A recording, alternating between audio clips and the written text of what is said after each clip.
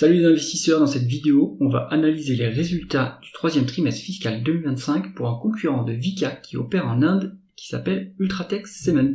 Ultratech est en exercice décalé, c'est pour cela qu'on parle d'exercice fiscal.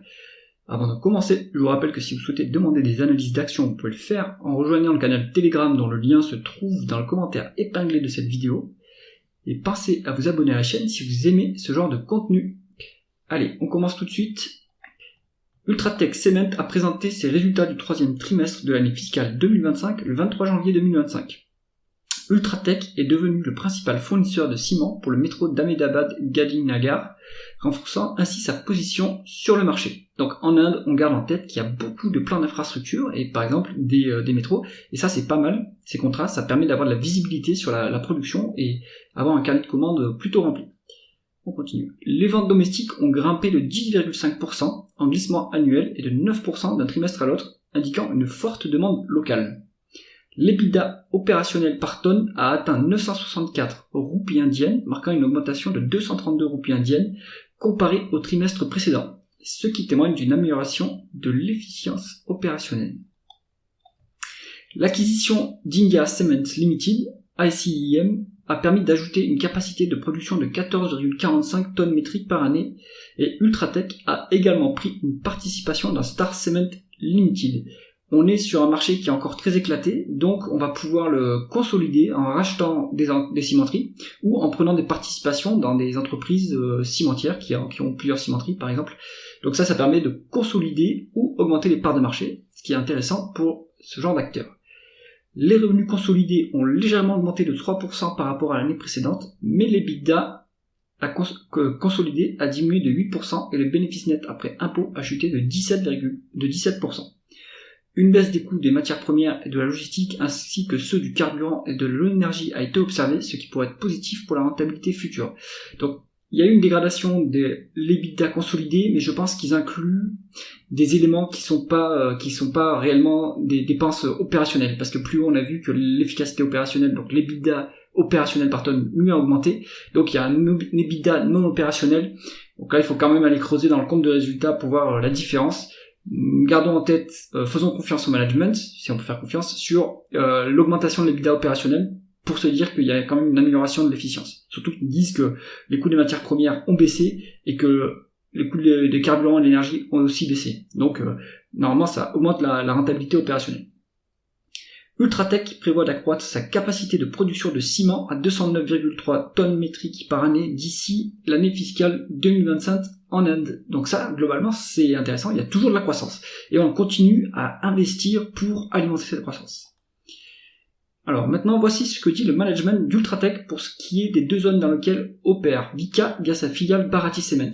En effet, je m'intéresse à cette publication dans le contexte de mon suivi de Vicat. Et Vicat opère dans deux zones sur lesquelles est présent Ultratech. C'est l'Inde du Sud et l'Inde centrale. Et Vicat dispose d'une filiale dans ces zones qui s'appelle Bharati Cement.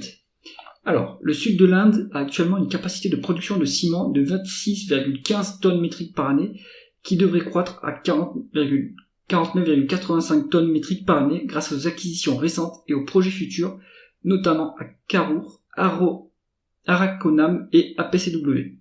Des nouvelles expansions sont prévues pour l'année fiscale 2026 et 2027, ajoutant 26,5 tonnes métriques par année. Donc dans le sud de l'Inde, on anticipe toujours de la croissance, on anticipe du coup toujours des investissements pour aller alimenter cette croissance, ça c'est positif. Dans le secteur du logement, la croissance est lente au Tamil Nadu à cause des conditions météorologiques, tandis que l'infrastructure souffre de problèmes de financement et d'inondation. Le secteur commercial, cependant, reste solide. À garder en tête, en Inde, il y a beaucoup de phénomènes climatiques qui peuvent impacter le business, et ça c'est quelque chose de récurrent. Le management en avait déjà parlé dans la publication précédente.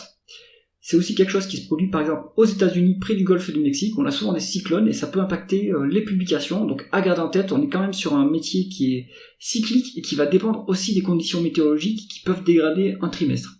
Par exemple, les résultats d'un trimestre.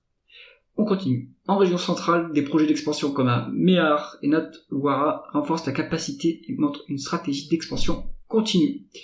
Le logement connaît une croissance forte, sauf à Prayagraj, tandis que l'infrastructure est soutenue par la NHAI, mais affectée par des régulations environnementales et des retards.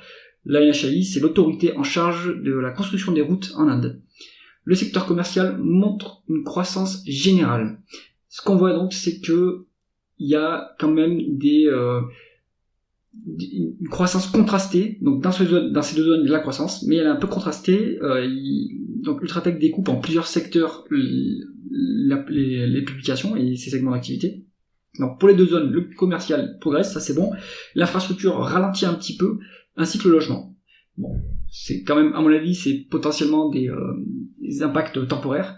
À voir si ça se confirme sur les prochaines publications.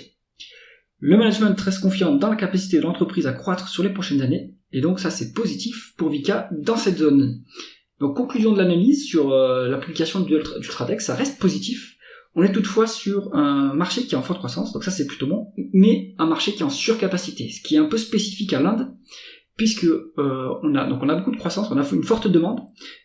Traditionnellement, sur le marché du ciment, on a des monopoles locaux, des monopoles géographiques, parce que le ciment est un matériau assez lourd à transporter, et donc ça n'a pas de sens d'aller mettre une cimenterie près d'une autre... Enfin, en gros, ça n'a pas de sens, c'est pas possible économiquement d'aller arroser une zone supérieure à 200-300 km, parce que le matériau est trop lourd et ça coûte trop cher. Donc une cimenterie qui s'implante dans une zone, elle va pouvoir arroser toute la zone, et s'il y a une cimenterie qui vient s'implémenter, le temps qu'elle descende la courbe d'expérience pour être au même niveau de coût que l'autre entreprise concurrente, l'autre cimenterie concurrente, eh bien elle aura jamais une taille critique suffisante pour pouvoir être rentable. Donc ça explique qu'il y a des monopoles géographiques. Toutefois, en Inde, c'est quand même assez différent. La croissance est tellement forte que un concurrent peut quand même avoir un espoir d'atteindre une rentabilité sur une zone dans laquelle il y a déjà des cimenteries. Donc ça entraîne des surcapacités, et cette surcapacité, ça a fait baisser les prix. C'est des choses qu'on voit dans les publications de Vicat, par exemple, sur l'Inde. Et faire baisser les prix, ça fait baisser la marge brute, donc ça fait baisser toutes les marges. Et donc, sauf si on a une meilleure efficience opérationnelle et financière, mais ça c'est quand même très difficile. Donc l'Inde c'est intéressant, mais c'est difficile comme zone géographique.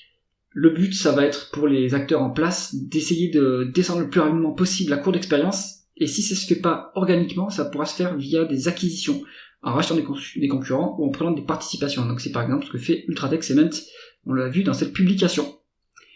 Si cette analyse vous a plu, mettez un pouce vers le haut et pensez à vous abonner à la chaîne. À bientôt.